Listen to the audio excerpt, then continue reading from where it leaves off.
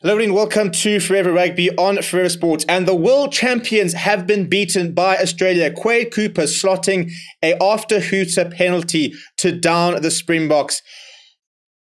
It was an amazing game, and in terms of the way that it was just always up for grabs and always so close. But what we saw was a kicking masterclass from Quade Cooper and an absolute disaster kicking display from the Springboks, and they deserved to lose that if we're being very honest.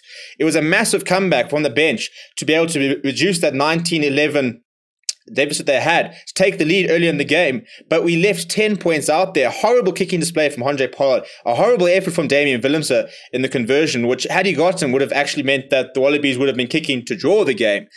But at the end of the day, you've got to be able to make your kicks as an international fly half. We didn't do that today. Quade Cooper did that. As a result, the Wallabies are celebrating, and the Springboks will have to go back and review that performance.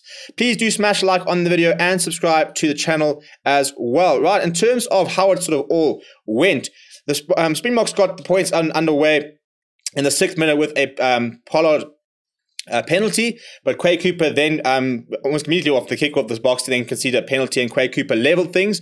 Andre Pollard would then kick another penalty in the 11th minute, but once again allowing the Australians back into our own half, conceding a penalty and another penalty from Quade Cooper in the 13th minute. Siya was then sent off in the 13th minute with a tip tackle. I think yellow card was probably the right sort of shout. There were quite a number of yellow cards, 2 yellow cards for each team throughout the match. Andrew Kellaway then made use of the Springbok sort of advantage in terms of not having that one player, as Faf de Klerk rushed off his line, didn't make the tackle on Karevi, who then went out to Kellaway, cut inside Makazole Mapimpi and Viliru to go over in the 16th minute. Quade Cooper adding the extras. About 8 minutes later, Matt Phillip was sent to the bin after the Australians collapsed a number of mauls from the Springboks, and Bongi Banambi then hit back a minute later from the back of a maul. But 5 minutes later, Quade Cooper again with the boot, reducing the deficit. So we actually didn't make much use of that yellow card. And the Australians then had a penalty at the end of the first half. Quade Cooper nailing that, 40 minutes there. So it was a 19-11 deficit. The Boks started really well in the second half with a penalty in the 46th minute from Pollard. But he missed 2 penalties and a conversion today, and not difficult attempts either. You think the one right after the half time that he hit the post, you can't afford to do that. Viliru was then sent off in the 51st minute, Quade Cooper adding another 3 before Falau Fainga was sent off in the 57th minute for a grass cutter tackle. The Boks scoring a minute later through Malcolm Marx. Pollard this time adding the extras. Quade Cooper once again 3 points back in the 62nd minute. 72nd minute, Malcolm Marx went over. Damian Willemse was probably one of the worst conversion attempts I've ever seen from an international player, as that went wide. And then on the 80th minute, a penalty for holding on. Gotta say, I don't understand how the Boks didn't get 2 penalties towards the end of that of the game with those scrums that they had. So very, very frustrating, but it just wasn't Springboks' day from beginning to end, if we're going to be perfectly honest. And I think Australians, they probably deserved. I think there were quite a few calls that went against the Springboks. I don't know how Lachlan Swinton gets away with a no-arms tackle on Evan Etzebeth, where he basically had his hand at his side and just completely ran with the shoulder. Doesn't get yellow carded for that. I think in terms of intent, there was just no intent ever to try and wrap there. So not a good day at the office for the Springboks. You're allowed to have bad days, but I think it's you look at the kicking performance and think it could have been a whole different game if we just nailed our kicks. We would have won the game. 10. You can't leave 10 points out there. 36 points compared to 28. We should have won that game, even though we didn't play particularly well. We should have won it. But if we look at some of the stats, it's quite telling. 57% possession to Australia, 43%. But in the second half, the Springboks had 52% of the possession. So we did. The bench did make the impact we wanted it to. Overall territory was much better in the second half. It finished up being 44-56 in favour of Australia, but the Springboks having 56% in the second half. Australia ran 211 metres. The Springboks ran 144. Australia beat 21 defenders, whereas the Boks only beat 4. Australia had more gain line carries, more passes, more clean breaks, more offloads, more turnovers won as well. And the Springboks kicked 38 times from hand compared to 21 from Australia. But it's the kicking percentages, and we'll get there at how poor it was.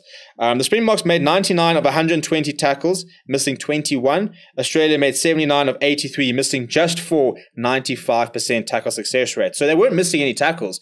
but they were bullied at more time by the Springboks. And in terms of the line success rate, 92 for the Springboks, 93% for Australia. Scrum success was 83% for Springboks, 75% for Australia as well. But the goal kicking success rate was 50%.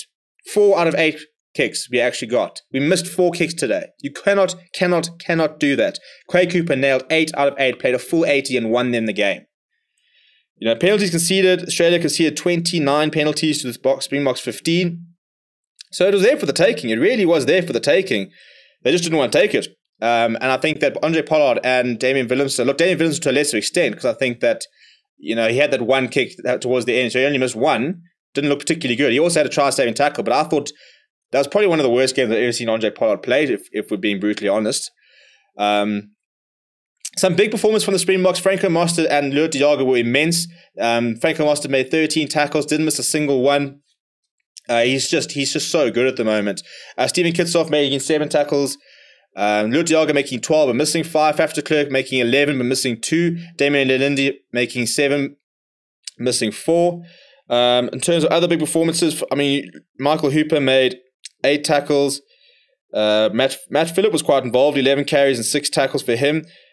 Samu Karevi was probably a bit quieter than anybody would have liked to have been. He still managed to beat 6 defenders, get an offload, a try assist, and a clean break. So, look, having said that, I thought he was quite good. But I mean, they always he is sort of their point of attack, really, when it comes to the back line.